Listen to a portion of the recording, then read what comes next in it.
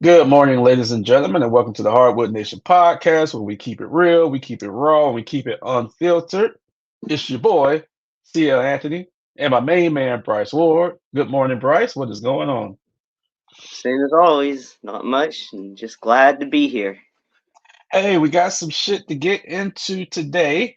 Um, really quick, before we get into what we're going to get into as far as the play-in tournament and the face of the NBA, I have a confession to make. I thought this was going to happen next season, but apparently it's happened this season. I apologize for every negative thing I've said about the Orlando Magic because it looks like they're going to end this season with a better record than the Miami Heat. So I just want to give you your kudos and get that out of the way. How do you feel, sir? As for my Magic this season, even though we lost a close game to the Kings last night, I could not be happier with where the Magic are right now. They're a year ahead of where I thought they'd be. I'd say most people that even had, even fans that had, um, you know, I guess the highs in their head of what this season could be. I think the team has surpassed even those expectations. So I don't think anybody is complaining that's a fan. And the national media, winning, solves everything.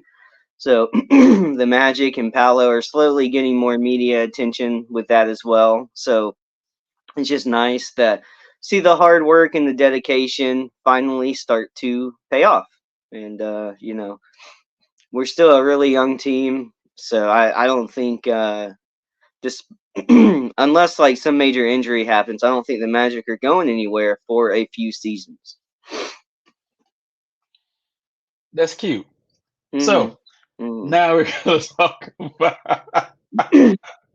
I want to bring up this week, of course, briefly, we're going to talk about the potential play-in matchups.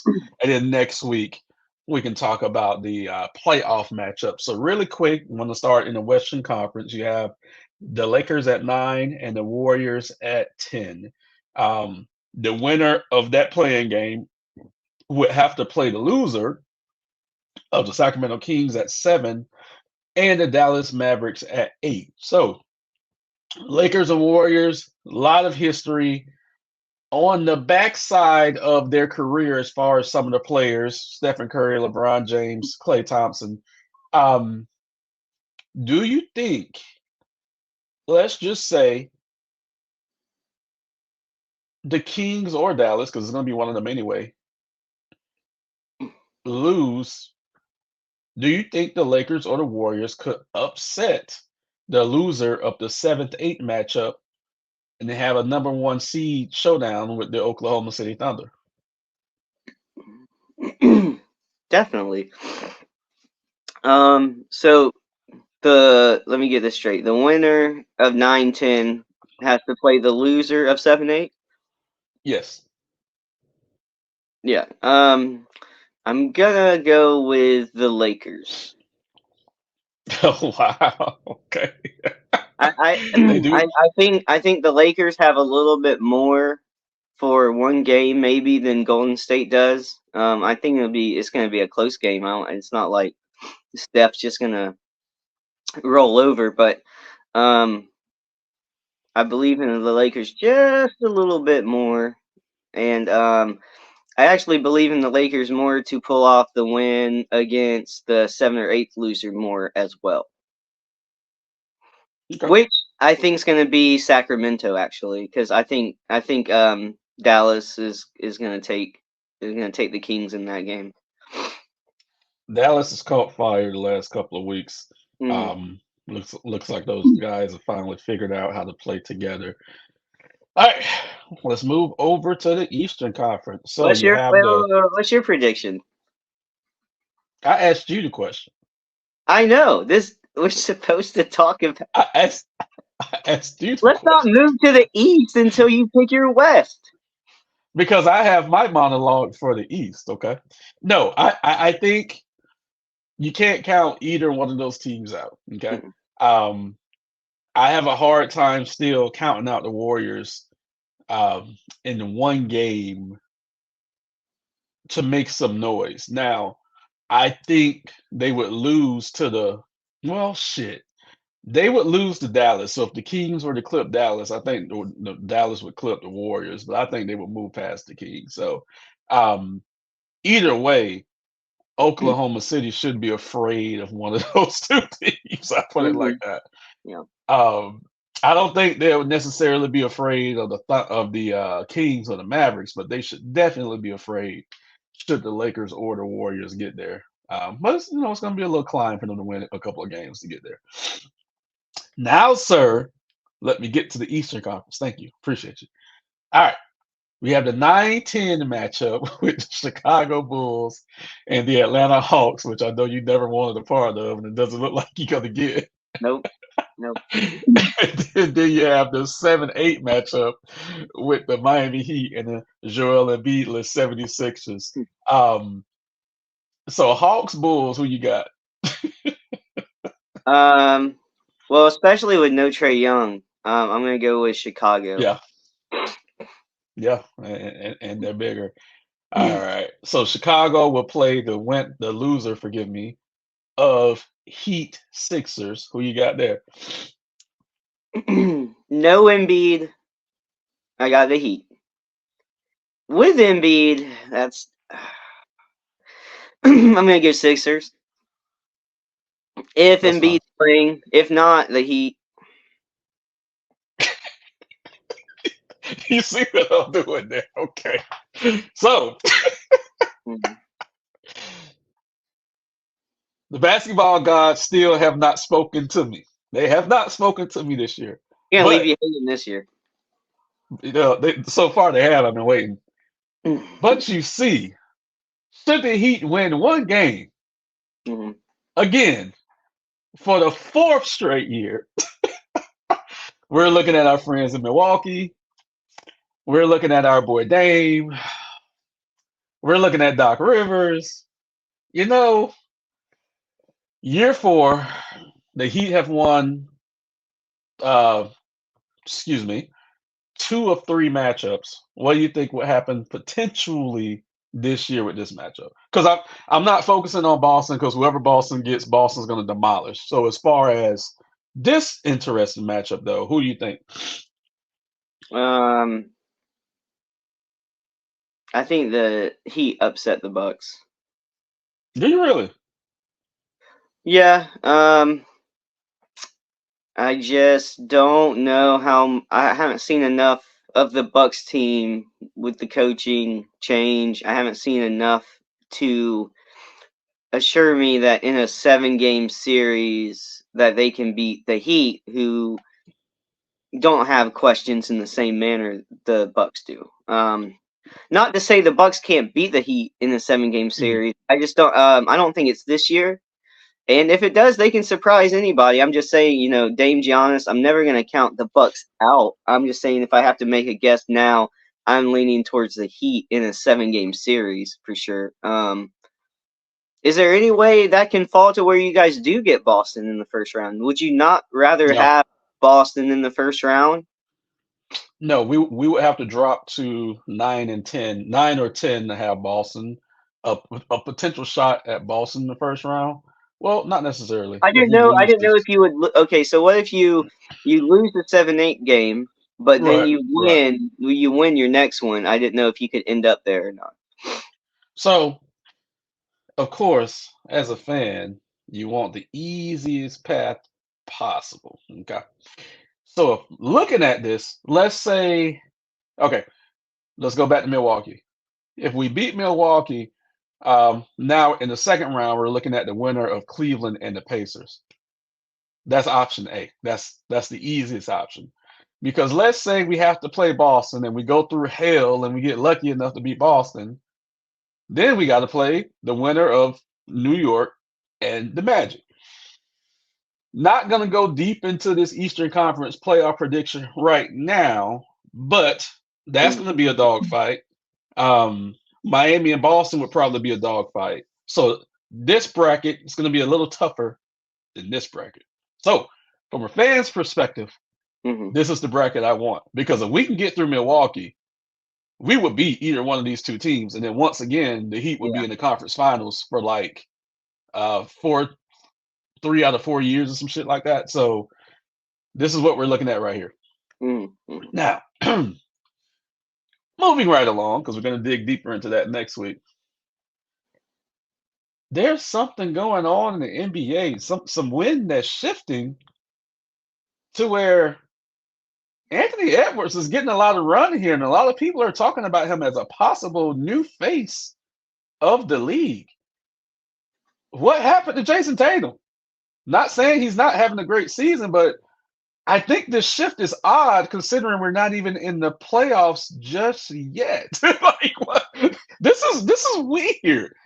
Having this conversation in the offseason, let's say if Boston fails and Minnesota makes a deep run, I get it, valid. But having it right now, it's a little weird to me. Bryce, what's going on with that?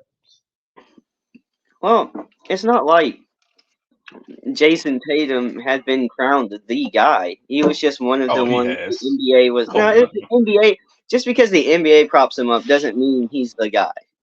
Why Not in else my would they eyes. prop Not him in up my if eyes. he's not the guy? Why else would They they would prop try him up if he's not the guy that they're eyeing? That it because doesn't they make no. sense. Just because they're eyeing him doesn't mean they're going to control that whole narrative. I mean, Okay. clearly there's pushback to Tatum. I I also think they're a little worried that they lose something in the time that it takes them to go from one generation to another. Hmm. I Hmm. they try to rush it. That they make it something it shouldn't be yet. I'm not saying Tatum can't be the guy, but right now he's not the guy. He's not the face of the NBA. Not for me, anyways. A couple of championships can change that. And based on his age and the success he's already had, it's not crazy to think he could win a championship in the next few seasons. I'm not talking about the state of Boston, including in that. I'm just saying, in general, the track of some of these superstars and the success they have early on. Tatum's just getting to the age to where even the greats just started winning a championship around this age. So, um, even though he's had a lot of success, he doesn't have championship success yet. He's had a lot of success at a young age thus far. So I still think there's time for him to become what the NBA I think wanted him to be already. But I don't think anybody was really expecting such a hot rise out of the young players so quickly. And we've talked about it for a few seasons now that it looks like the NBA has the most talent. You can argue about the way the game's played. You can argue about how the players respond to on-court and off-court issues. But in terms of sheer talent, I don't think you could ever make an argument that this isn't the most talented era of the NBA. And that's It is. spread across every team. And Anthony Edwards, who we are both big fans of. We've been talking about him, Mhm. as long as anybody, I feel like. Um, he has everything that the NBA would want if they're going to have someone represent the league. He's exciting. He's young. He's charismatic. He's on an up and coming, exciting team. They made a ton of noise this year. They've fallen off just a tad, just because Cat's out with the Yeah. injury, but it's nothing. It's not to take away from their previous success. And once Cat comes back, they're a real threat. They were in the playoffs last year. They got some Yeah. experience. I don't know how far they go this year with Denver.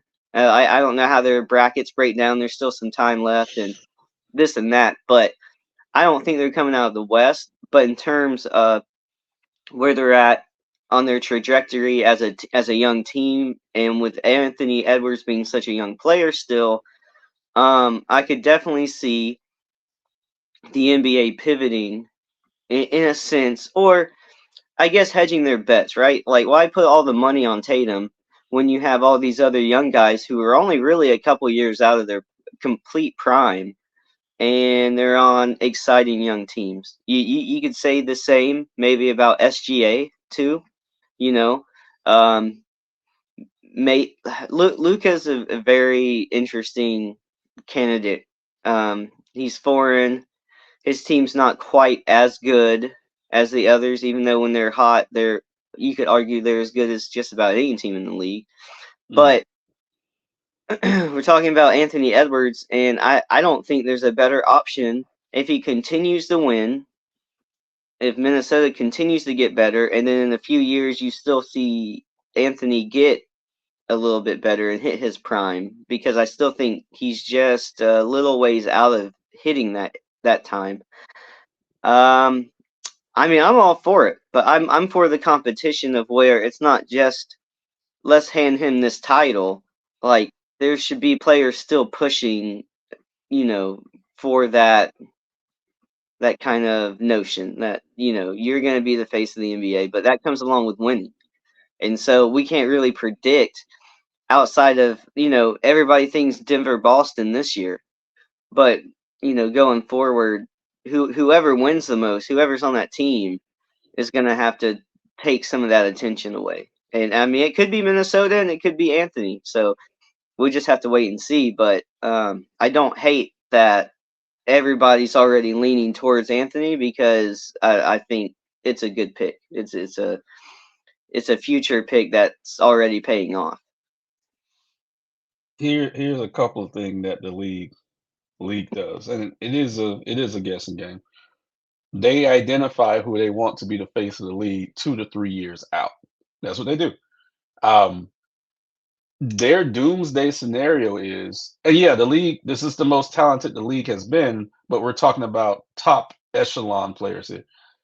SGA and Luca isn't in the conversation only because they're not natural born American players. So when the NBA looks for a face of the league, that's what they look for first, a natural born American player. That's why Dirk was never in the discussion. That's why Steve Nash was never in the discussion, or even Hakeem Olajuwon. Um, two of the three were great players, by the way, except Steve Nash. Um, they also look for East Coast, well, Eastern Conference more so than Western Conference. LeBron was going to be great regardless, but LeBron spent most of his years in the Eastern Conference. Michael Jordan was in the Eastern Conference. Dr. J was in the Eastern Conference. Larry Bird was in the Eastern Conference. I can keep going. Only because of time zones and TV schedules and things like that. This thing with Anthony Edwards is instead of them picking one or the other, I believe they should pick both and they should pit them against each other. Now, there's some maneuvers that has to be made behind the scenes. Some phone calls have to be made to certain refs, but the last time they attempted this, it failed, and it didn't fail for no other reason when they wanted to pit Kobe against LeBron, and it almost happened. It really almost happened because they wanted them two to be in the finals. You had the Kobe and LeBron commercials, like that's really where they were going with that, and it would have been fantastic if we would have saw it, but we didn't. Um, Kobe couldn't get there. Well, either one of them couldn't get there. I forgot what happened. Um, that's how they should play it. So if you want Tatum to be the golden boy, fine, but also have Anthony Edwards be the golden boy as well, and see if you can maneuver, in the ways that we know the NBA maneuvers.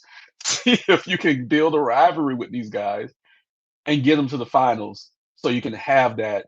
Because doomsday scenario, LeBron's going to be gone in 2 years. Hmm. Stephen Curry's probably going to be next.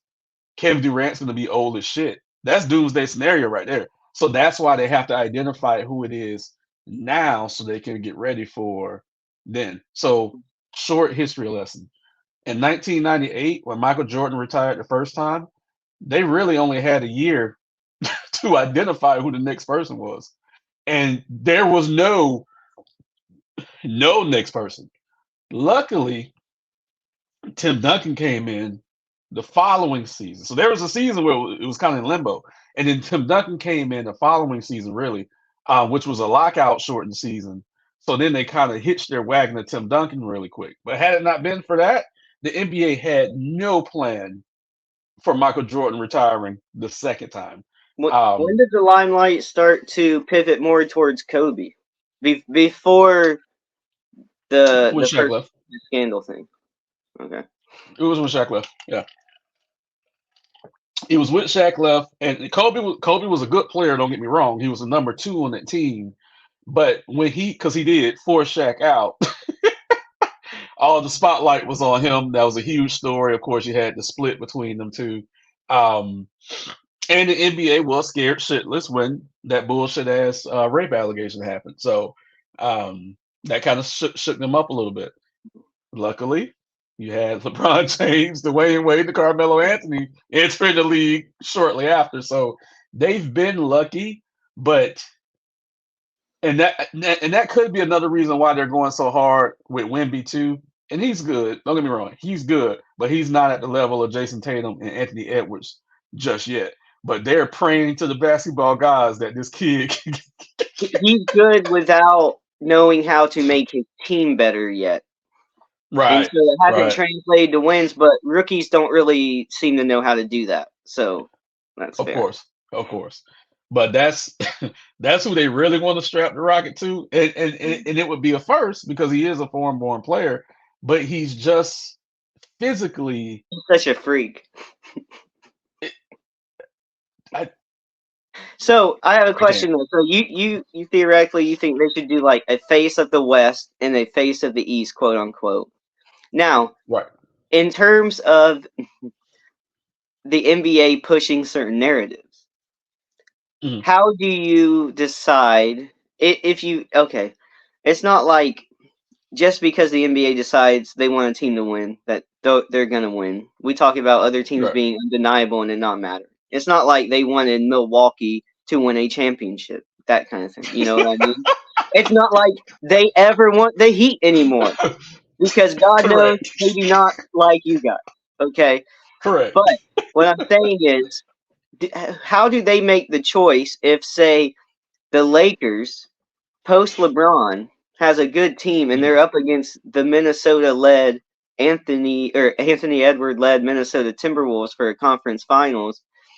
Like, Mhm. what what do they push in that situation when you have the team you want in the finals every year technically up against the player that you're pushing to be the face of the franchise? In what way do you think they lean when they have something like that, or do they just let that play out, or do they still push their narrative? And if so, what narrative do they lean towards?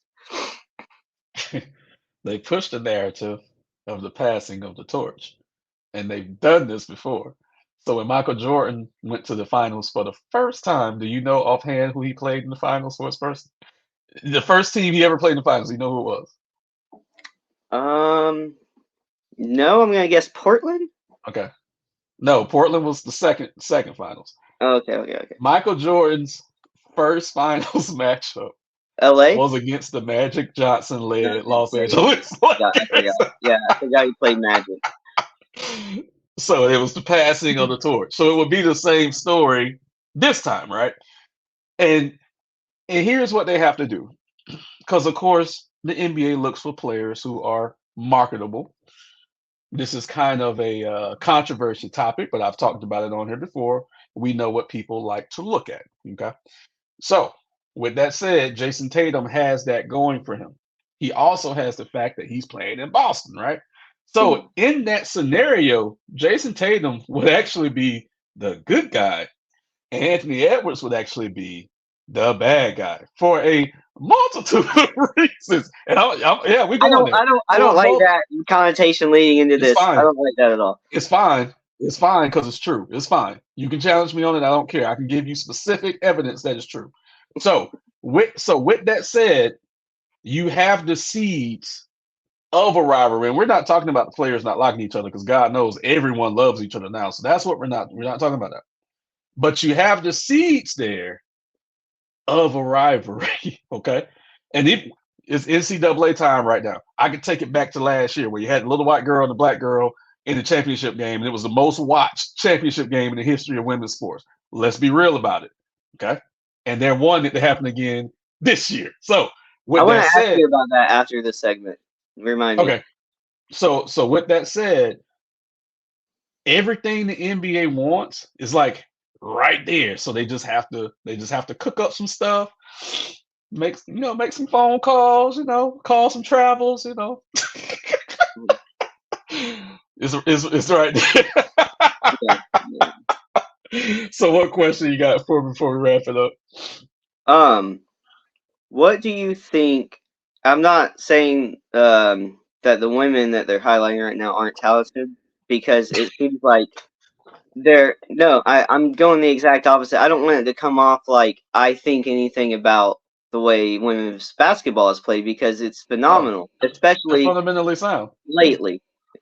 And it's getting more like the speed and everything, the plays, it's becoming more exciting. What do you think is the main reason that it seems like there's been such a shift towards the attention that women's basketball has been getting, especially let's say building the last 5 years? Like, what do you think Because is the real key to it? Because it almost feels like there's just as much excitement, if not more, around a couple of these women's teams compared to to the guys teams this year, especially this year. right. Let me just say this. I don't watch college basketball until this time of year, right? So there's some things that I've missed. But my surface level optics will show me, and this is kind of similar to what we talked about earlier. You have a face that you've selected, and she's good. Let's just Caitlin Clark. That's fine. We can say her name. We don't give a shit. You have a face who's talented, who's wholesome, and who America got behind for whatever reason, which we know why, but for whatever reason America got behind. Think about last year, good person versus bad person. We know that's how it came off.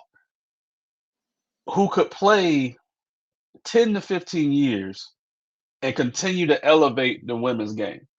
So there's nothing wrong with them hitching their wagon against her because she's backed it up. Okay. Um, it's a lot of pressure for her, not necessarily her fault, but it's a lot of pressure that the entire United States is putting on her. And really quick, I'll tell you, I was on a phone call with a client the other day, and he was telling me that his granddaughter plays basketball. He told me he's like, I've never watched the women's championship game until last year. And I was like, that's interesting. You know what I'm saying? um, so I don't have a problem with them hitching the wagon on her. I just hope that she could. It's like the LeBron James effect. No one knew what LeBron James was going to do when he came into the league, and he came into the league with the most publicity we had ever seen at that time, and he was mature enough to handle it. So I think she'll be mature enough to handle it. Um, but I mean, Don Because Staley and Saka. I've heard multiple people that Mhm, watch basketball mhm, say that it's like now that they've really given women's basketball a chance and watched it, it's mhm. almost like they enjoy it more because of the way it's played, because of the Yeah, fundamentals, that kind of thing. Um, yeah. and that's what's been so interesting is the change of like the whole tone of just Mhm, watching female sports because what like maybe outside of tennis and soccer there hasn't really been a female sport outside of the Olympics on some things that really gets a lot of attention. And right. so this has been, interesting to me. And then it seems like, hoop heads that have something invested, whether it's a college team or a specific player, or they have a daughter, like you said, that now they're playing Sure. basketball and so they're interested. Now that they have some kind of investment in it, it's really changing the opinion and it seems like it's getting a lot more viewers. So just the whole topic has been pretty interesting, I think, Mhm, especially the last few years, but especially the last year or two with some of these exciting young players from college, and like you said, the competition between them. It just I like what I'm seeing, and I'm glad these teams and these girls are getting the attention they deserve because some of them are yeah. ballers. They tried it before, and Hmm. Yeah. some people aren't new. Like some people aren't new to this, right? So when WNBA was first launched, I watched the WNBA for really like almost the first 10 years religiously because they're more fundamentally sound because they have to be, and that's not a bad thing, but they have to be more fundamentally sound than the NBA players. But they tried this with Rebecca Lobo, and she even got drafted to the New York Mystics. Well, New York team, the Liberty, forgive me. Foreign white guys But move white girls, white players or not white players, girl players. yeah, and she had a lot of injuries, and it just didn't pan out. Okay, Mhm. so now they and then you had Lord, the girl that played for the Phoenix, see Tarazi, you had her. Um, and now you have Caitlin Clark coming up. So they have someone that they've decided she's going to be it. And America's gotten behind her. And also, don't forget, when they lost to LSU last year, to Angel Reese, Mhm. um, Who I think the the other, president, like, if you're gonna have yeah, one against the other, I mean, right. she's amazing. And look at the narrative that they put out, though, the good versus the bad, right? So if you remember, I mean, it's just true. Like, let's just fucking own it. It's I'm true. not disagreeing with you. So, I'm shaking my head at the situation. I'm okay, gotcha. I saw you shaking your head. I'm like, wait a minute. But remember, for the first time in sports history, the White House wanted to invite the loser to the White House. It's like, what? What? We can't make folks, we ain't making this up. We just highlighting what actually happened, right? We And can't get the into we LSU can't get girls, into politics too. We can't get into politics. look, and the LSU girls teams is like, what the fuck? If you're gonna do that, we're not going. Like the fuck. Yeah, So you can see who they want to push. And like I said, this is not us talking bad about Caitlin Clark at all. She's a phenomenal player, but the media machine that's behind her that she has no control over can be disgusting sometimes. So, clearly, the Biden administration is at fault for this. oh, absolutely, yeah. We're not getting into politics. Shit, they invited her. The fuck. I bet We're Trump would just have invited highlighting it. just LSU, but he would have only had McDonald's there for them to eat. This is what I say about that. You know, Angel Reese looks like Trump's type of girl. So, anyways, more so than Caitlin Clark. Yeah, yeah. He'd be like, So "You we're ever been in any pageants? I hold pageants." God, she's beautiful, bro. She's so beautiful. So, Yeah, on yeah. that note, we're going to wrap it up for this week's episode of the Hardwood Nation podcast. Please like, subscribe, and share our content. Drop comments below. We always respond. Everyone stay safe, and we are out.